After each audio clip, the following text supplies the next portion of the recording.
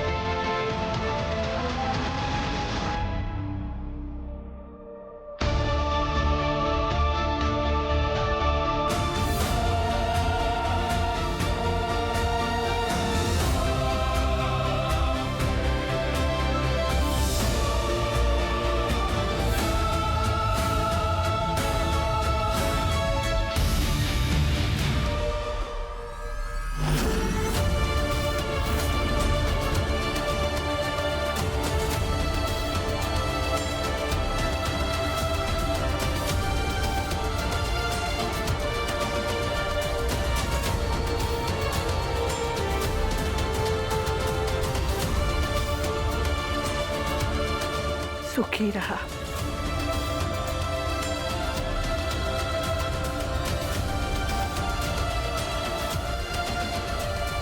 ओ चला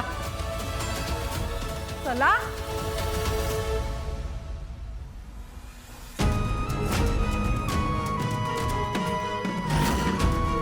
आयुष्यमान भव, सौभाग्यवती भव।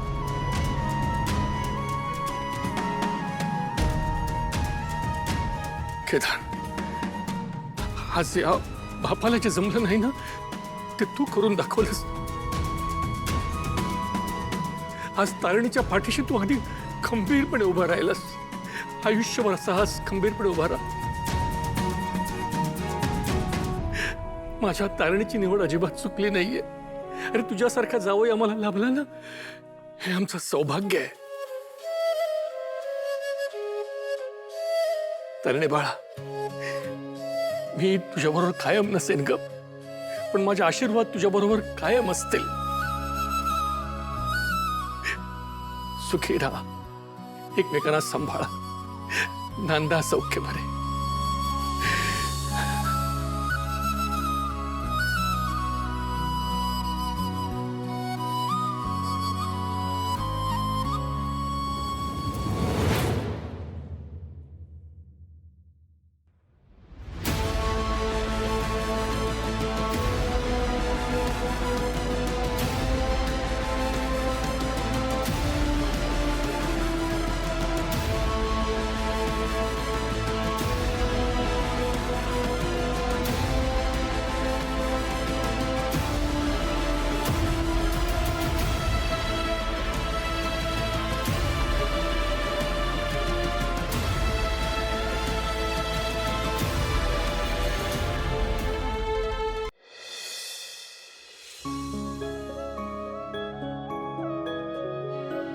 पप्पा, खूप ओझं होतंय रे मनावर, जे मी फक्त तुझ्यासमोर व्यक्त करू शकते। मला माहिती आहे मी माझ्याच माणसांची फसवणूक करते। हे लग्न, हे नातं, याबद्दल सगळं खोटं सांगते। माझ्या सुमीने मला आईचं प्रेम दिलंय, बाबांनी लहानाचं मोठं केलंय। आज त्यांच्याशी खोटं बोलताना मला किती त्रास होतोय हे तुला एकटीला माहिती आहे। आणि सगळ्यात जास्त ओझं वाटतंय ते माझ्या आईच्या मंगळसूत्राचं। आणि त्यात हे मंगळसूत्र माझ्या आईचं आहे। ती आयुष्यभर सत्यासाठी लढत राहिली आणि मी हे स्वतःच्या गळ्यात घातले एका खोट्या नात्याचं प्रतीक म्हणून। पण मी हे सगळं करते ते सुद्धा माझ्या आईसाठीच। मला माफ कर, माझ्याकडे दुसरा कुठलाच पर्याय नाही। लवकरात लवकर आईच्या गुन्हेगारांना शोधण्यात मला साथ दे, म्हणजे मला सगळ्यांना खरं सांगता येईल। आणि त्यासाठी मला कायम तुझी साथ हवी।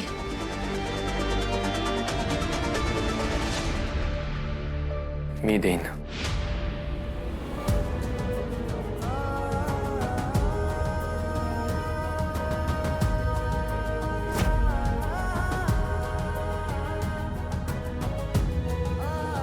मी सुद्धा तुझी कायम साथ देईन, आयुष्यभर. असेच सुखदुःखात कायम एकमेकांच्या सोबत राहा.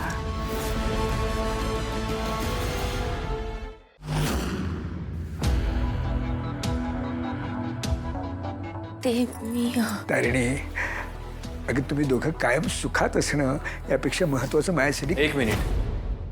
मी इथे आलोय हे बघून जर तुमच्या अपेक्षा वाढल्या असतील तर मी एक गोष्ट आधीच क्लिअर करतो.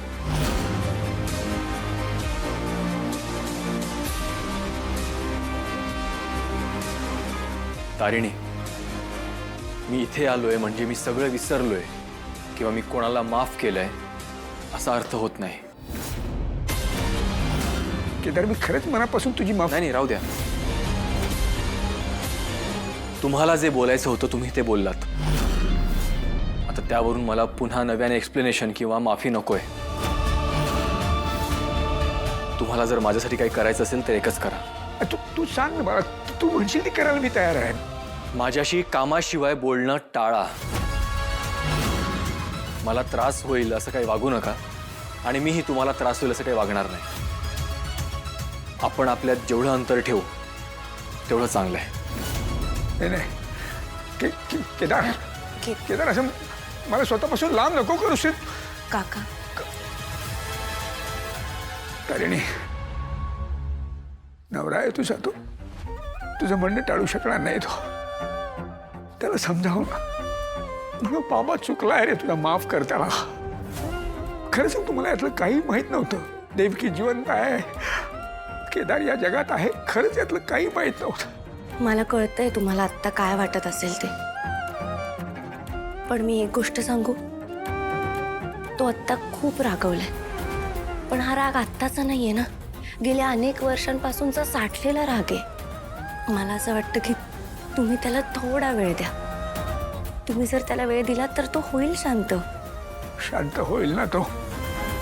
हो, हळूहळू होईल शांत. त्याला जर तुमच्याबद्दल काहीच वाटत नसतं तर तो तुम्हाला भेटायला हॉस्पिटलमध्ये का आला असता? एक गोष्ट मनापासून सांगू तुला. हो. केदारने मला बाबा म्हणावं एकदा. म्हणजे डोळे मिटायची आधी माझी फक्त एकच इच्छा आहे. काका, अहो देवासमोर असं काहीतरी का बोलताय? मी म्हंटल ना तुम्हाला, तुम्ही थोडा वेळ द्या, तो नक्की शांत होईल. आणि बाप्पा आहे ना आपल्यासोबत, त्यांच्यावर विश्वास ठेवा. हळूहळू सगळं नीट होईल आणि तो तुम्हाला नक्की माफ करेल.